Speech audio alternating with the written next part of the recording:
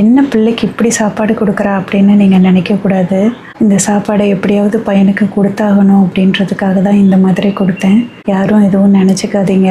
இது மாதிரி கொடுக்கறதுக்கு பதிலாக வேறு வழி இருந்தாலும் சொல்லுங்கள். இன்றைக்கி ஃபஸ்ட் டைம் மீன் குழம்பு வச்சு அசத்திட்டேங்க. நேற்று சண்டே பசங்களுக்கு மீன் எடுத்து சமைச்சு கொடுக்கணும்னு முடிவு பண்ணேன். அதுக்கு முன்னால் பெரிய பையனுக்கு என்ன ஹெல்த்தியாக கொடுக்கறதுன்னு யோசிச்சு ஏதாவது ஒரு விஷயத்த செஞ்சுக்கிட்டே தான் இருக்கேன். இந்த முந்திரி பாதாம் திராட்சையை நல்லா வறுத்துட்டு பொடி பண்ணி பெரிய பையனுக்கு என்னெல்லாம் சாப்பாடு கொடுக்குறேனோ அதிலெல்லாம் இதையும் சேர்த்து நல்லா அரைச்சி கொடுக்கலான்றதுக்காக இதை ரெடி பண்ணி வச்சுருக்கேன். அப்புறம் காலையிலேக்கு சாதம் வடிச்சிட்டு கீரை சட்னி மட்டும் செஞ்சேங்க. கீரை அரைச்ச மிக்ஸி ஜார்லேயே கொஞ்சமாக சாதம் சேர்த்துட்டு தண்ணி கொஞ்சம் சேர்த்துட்டு அதை நல்லா அரைச்சிக்கிட்டேங்க. அரைச்சி பெரிய பையனுக்கு சாப்பாடு மாதிரி கொடுத்தேன். இந்த மாதிரி டிஸ்போசல் ஸ்ட்ரா தான் பையனுக்கு யூஸ் பண்ணிகிட்ருக்கேங்க. பார்த்தீங்களா, ஒரே ஒரு மீன் தாங்க வாங்கினேன்.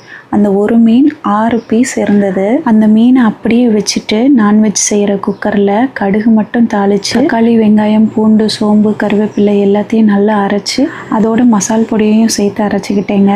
அப்படியே அந்த கலவையை கடுகு தாளித்ததுக்கப்புறம் ஊற்றிட்டு அதில் கொஞ்சம் புளி கரைச்சி ஊற்றிட்டேங்க. இப்போ குழம்புல உப்பு கொஞ்சம் சேர்த்துக்கிறேன், கருவேப்பிலை கொஞ்சம் போட்டுக்கிறேன். அவ்வளோதான், குழம்பு ரெடி ஆயிடுச்சு. இந்த குழம்பை கூட்டி வச்சதுக்கப்புறம் தான் மீனை கழுவணும்னு நினச்சேன். அது மாதிரி மீனை நல்லா சுத்தமாக கழுவி இந்த கொதிக்கிற குழம்புல போட்டுட்டேங்க. கொஞ்சமாக தாங்க குழம்பு வச்சுருக்கேன். பெரிய பையனுக்கு 3 பீஸும் சின்ன பையனுக்கு 3 பீஸும் கொடுத்துடலான்னு வச்சுருக்கேன். குழம்பு நல்லா கொதிச்சிட்ருக்கு. மீன் நல்லா வெந்துருச்சு. இப்போது அருமையான மீன் குழம்பு தயாராகிருச்சு. பாருங்கள் மீன் எவ்வளோ சூப்பராக வெந்திருக்குன்னு. இதை இந்த சாதத்தில் நடுவில் போடணும்னு ஆசைப்பட்டேங்க. ஆனால் பாருங்கள் அது சைடில் போய் விழுந்துருச்சு. அப்போது சைட்லேயே இன்னும் 2 பீஸை பையனுக்கு வச்சிடலாம் அப்படின்றதுக்காக அதிலே வச்சுட்டேன். இப்போது சின்ன பையனுக்கு இந்த சாப்பாடை கொடுக்க போகிறேங்க. சாப்பிட்டுட்டு அவன் என்ன ரியாக்ஷன் கொடுக்க போகிறான்னு தெரியல. புளி கண்டிப்பாக இந்த குழம்புல சேர்த்தாகணும் அப்படின்னும் வீடியோவில் சொல்லியிருந்தாங்க. அதனால தான் நான் புளி சேர்த்தேன். நான் நார்மலாக புளி சேர்க்க மாட்டேன். இந்த மீன் பீஸை நான் தொடமாட்டேன் அப்படின்னு சொல்லிட்டான். அப்புறம் வேறு என்ன பண்ணுறதுன்னு தெரியாமல் அந்த மீனை நானே பிச்சு அவன் கையில் கொடுத்தேங்க. ஏன்னா இதில் கொஞ்சம் முள் வேறு இருந்தது. அதை கொஞ்சம் கவனமாக எடுத்து கொடுக்கணும் அப்படின்றதுக்காக நானே கொஞ்சம் நசுக்கி பார்த்து முள்ளை ரிமூவ் பண்ணிவிட்டு அவனுக்கு அழகாக பீஸ் மட்டும் கொடுத்தேன். உடம்பு ரொம்ப சூப்பராக ஸ்ட்ராங்காக போகுது அப்படின்னு சொல்லி நிறைய பில்டப் பண்ணிக்கிட்டே சாப்பிட வச்சுட்டேன். பெரிய பையன் வெயிட் பண்ணிகிட்ருக்கன்றதுனால சின்ன பையனை நீ சாதம் மட்டும் சாப்பிட, மீனை நான் இப்போ ஊட்டி விடுறேன் அப்படின்னு சொல்லிட்டு பெரிய பையனுக்கு பேலன்ஸ் இருந்த 3 பீஸை நல்லா உதுத்து எடுத்து அதில் கொஞ்சம் சாதம் போட்டு குழம்பு ஊற்றி மிக்சியில் அரைச்சி அதை பையனுக்கு குடிக்கிறதுக்கு கொடுத்தேங்க. அதை அழகாக குடித்தான். ஆனால் அவன் எந்த ரியாக்ஷனுமே கொடுக்கல. ஏன்னா அவனுக்கு என்ன கொடுத்துருக்கோன்னு நான் சொல்லவே இல்லை. இப்போ சின்ன பையனுக்கு முள் இல்லாமல் அழகாக மீனை எடுத்து சாதத்தோடு மிக்ஸ் பண்ணி கொடுத்துட்டேன். ஏன்னா அவன் சாப்பிடாம வச்சுக்கிட்டே இருந்தான்.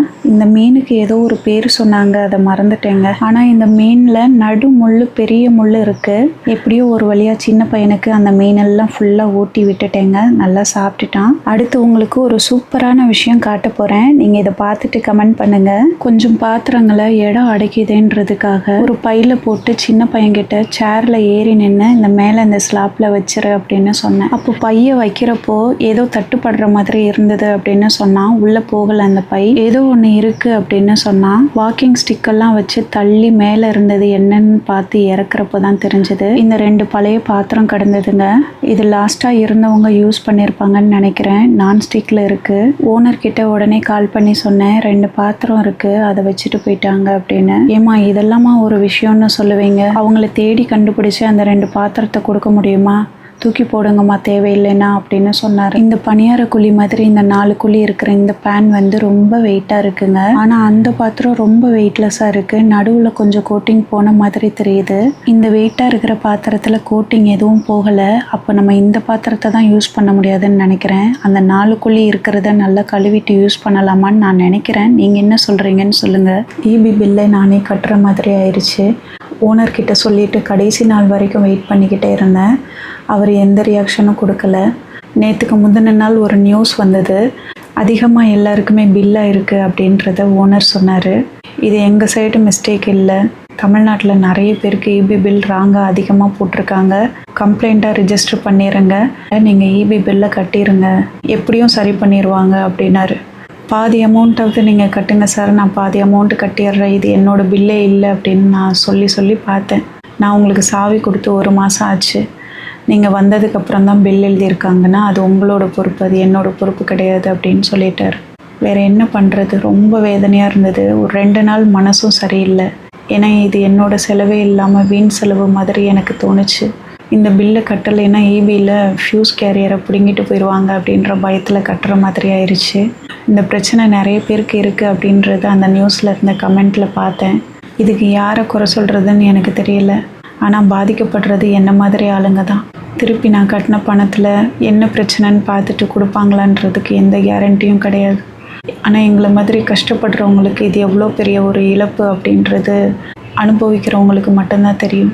ஒரு வழியாக மீன் குழம்பும் செஞ்சு கொடுத்துட்டேன். நான் நான்வெஜ் சாப்பிடணும் அப்படின்னு சொல்கிறீங்க நிறைய பேர். நான் இவ்வளோ மாறி இருக்கிறதே உங்களால் தான். பசங்களுக்கு அது நல்லது, பசங்க நல்லா இருக்கணும் அப்படின்றதுக்காக தான் இந்த விஷயத்தெல்லாம் நான் செஞ்சிட்ருக்கேன். நான் ஏதோ பிள்ளைங்களுக்கு நல்ல சாப்பாடு கொடுக்கல, அதனால தான் நிறைய ஹெல்த் இஷ்யூ வந்துருச்சுன்ற குற்ற உணர்ச்சியே எனக்கு நிறைய இருக்குது. அதனால தான் நீங்கள் சொல்கிற நிறைய விஷயங்களை நான் ஃபாலோ பண்ணிகிட்ருக்கேன். பசங்க சாப்பாட்டு விஷயத்தில் பிள்ளைங்கக்கிட்ட இது நல்லது, நீ சாப்பிட்டு தான் ஆகணும் அப்படின்னு நான் கட்டாயப்படுத்துறதுனால வேறு வழி இல்லாமல் எனக்காக அவங்க சாப்பிட்றாங்க. ஏன்னா ஏற்கனவே நான் என்ன சாப்பாடு கொடுத்தாலும் சாப்பிடுவாங்க.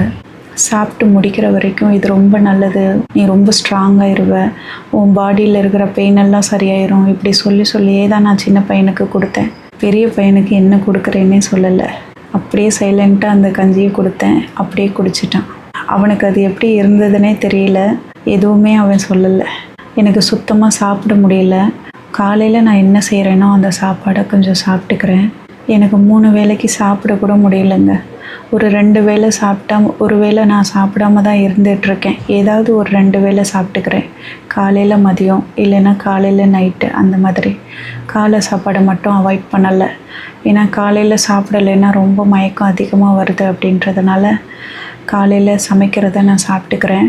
ஆனால் 3 வேளைக்கு சாப்பிட்டோன்னா எனக்கு வாமிட் வருதுங்க. நல்லா சாப்பிடுங்க நீங்களும்னு சொல்கிறீங்க, ஆனால் கொஞ்சமாக சாப்பிட்டா கூட வாமிட் வர மாதிரியே இருக்குது. நம்ம சாப்பிட்றப்பவே போதும், நம்மளால் சாப்பிட முடியாது அப்படின்ற ஃபீல் வந்துடுது. நான் சாப்பிட ஆரம்பிக்கிறப்பவே வேண்டான்ற மாதிரி அந்த உடம்பு பண்ணிடும். சோம்பு இருக்குது பார்த்தீங்களா, அதை எடுத்து வாயில் போட்டு டெய்லி மென்னிட்டுருக்கேன். அது கொஞ்சம் வாமிட்டை கண்ட்ரோல் பண்ணும் அப்படின்னு சொல்கிறாங்கல்ல, அதனால் நான் இப்போ தான் நினைக்கிறேன் நல்லா சாப்பிடணும், பிள்ளைங்களுக்காக நம்ம நல்லா ஆரோக்கியமாக இருக்கணும் அப்படின்றதெல்லாம் நான் நினைக்கிறேன். ஆனால் இப்போ தான் என்னால் என்னன்னே தெரியல, சாப்பிட முடியல. 2 காலுமே ரொம்ப வீக்கமாயிட்ருக்கு. முட்டி ரொம்ப வீங்கிட்டே போகுது. நாட்டு மருந்து கடைக்கு போயிட்டு வரணுங்க. அந்த முடவாட்டுக்கால் சூப்புக்கு அந்த பொடி வாங்கிட்டு வரலான்னு நினைக்கிறேன்.